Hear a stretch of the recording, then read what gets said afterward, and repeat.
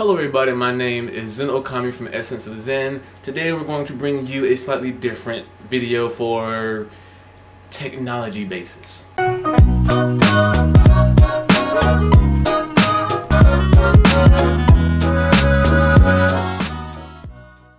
So first and foremost, Happy New Year's everybody. Today is January 2nd. As of recording this particular video, it should go up tomorrow for January 3rd. But anyway, let's jump into the issue that we're having for 2015. There are a lot of speculations about web security for 2015 because of the whole NSA, Lizard Squad, and people are just flipping balls to be more precise. So a video has been going around about a few people talking about the security flaws in Facebook apps and Facebook in general. They believe that if you go into the active sessions of your Facebook account, you can see various logins from different states, and that this is the Facebook creators working with the government to spy on you. But first and foremost, let me just say that is not the case. And second of all, do not listen to people who do not have an authority about technology and or network security. Sometimes they could be right about certain things. Question them. Even if it is someone who's an authority, question that statement. So you're probably wondering, how can you prove that this is not the government? Now, let me just state this now. The government does spy on users, and they do use social media to do so. But for the case of the active sessions, that's not them. That is quite literally just poor security practices.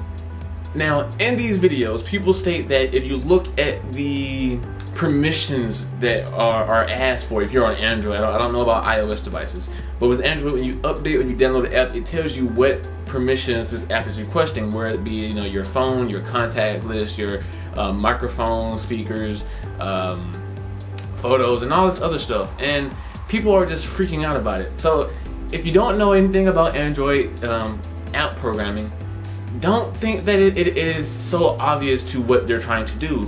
You can find a link from Mashables where they go pretty much in detail why you should not worry about the permissions being asked. Because if you think about Facebook, especially on the sense of a mobile device, you do a lot of cloud syncing for photos, you do a lot of contact sharing for phone numbers for your contacts.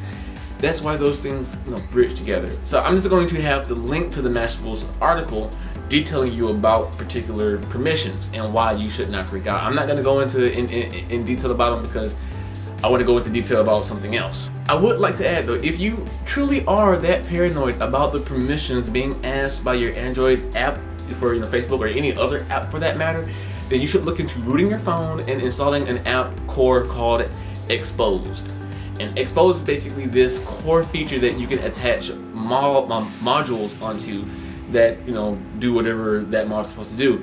A particular module for this particular case would be X Privacy, and what that does is it allows you to quite literally select which app can access or has access to what permissions. You can accept the permissions and have it installed, but then any other permissions you don't want it to access, you can do a settings and it will spoof that information.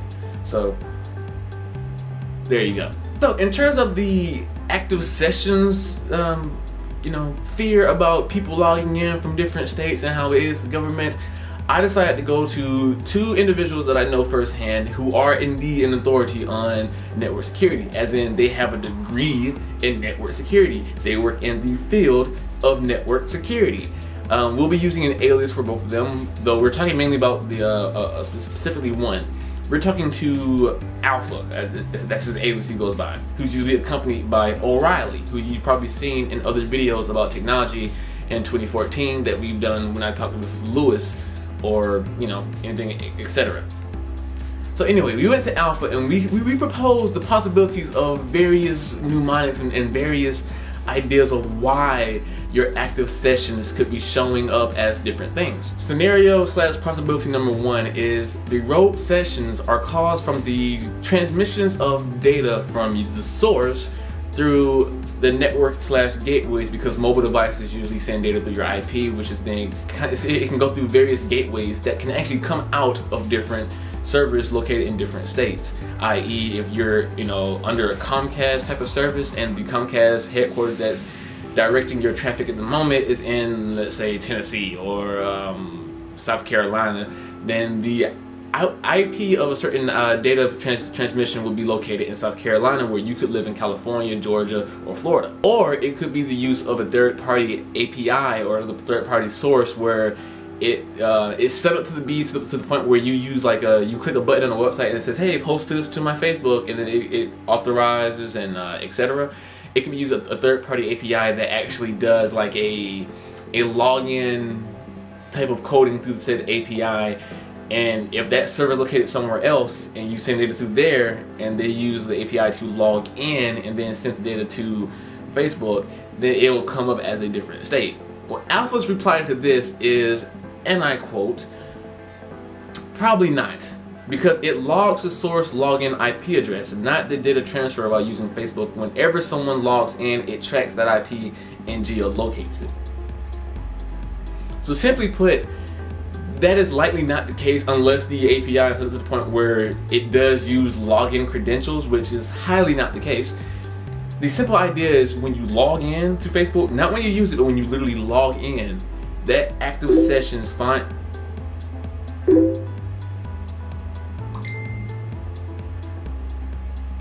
when you log in, that active session literally geolocates that source, and then that's where it starts. It doesn't start from the moment of data transmissions. It doesn't start from the output data. It literally starts at the source. So going from that first scenario slash theory or idea, if it is someone logging into your account from a different state, is it the government? Which is highly, again, not the case, but Alpha replied stating, and I quote, well, if there are active sessions showing up in multiple locations, that means rather A, there is a device in that location connected to your account, or B, you're using a VPN and forgot about it. Either way, kill the session and reset your password. So what that means is someone from that location logged in, otherwise you're using a VPN, and if you don't know what a VPN is, you're likely not using one, and you forgot about it. So if you don't know what a VPN is, or if you fairly sure you haven't downloaded anything related to the term VPN or the mnemonics VPN or anything related to a VPN that you may know of, double check.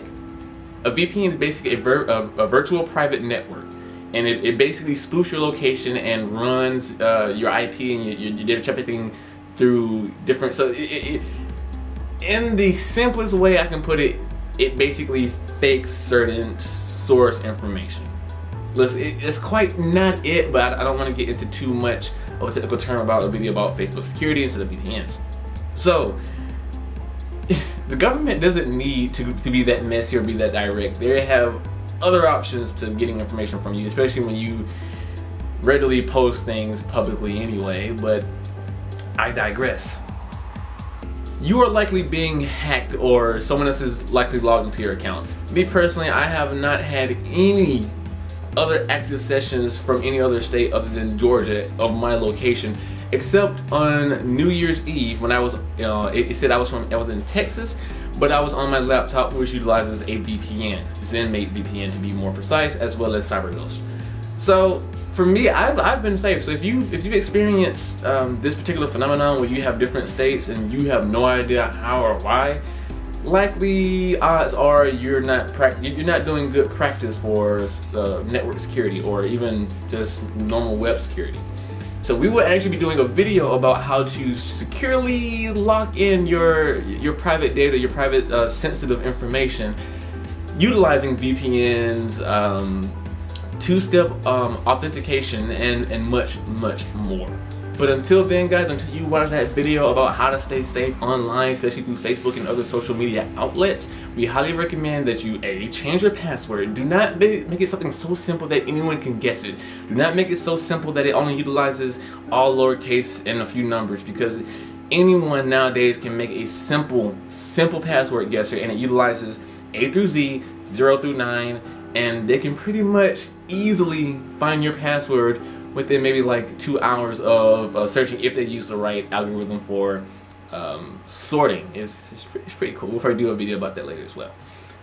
And after you change your password, use two-step authentication. Use two-step authentication. We cannot stress that enough. Guys, my name is Benzo, coming from Essence of Zen. Please make sure you follow this mini-series as we try to help you stay safe online, as well as to squash the fear-mongering ideals of network security through Facebook and tinfoil hatters. So I'll hopefully see you in the next video, but until then guys, take care.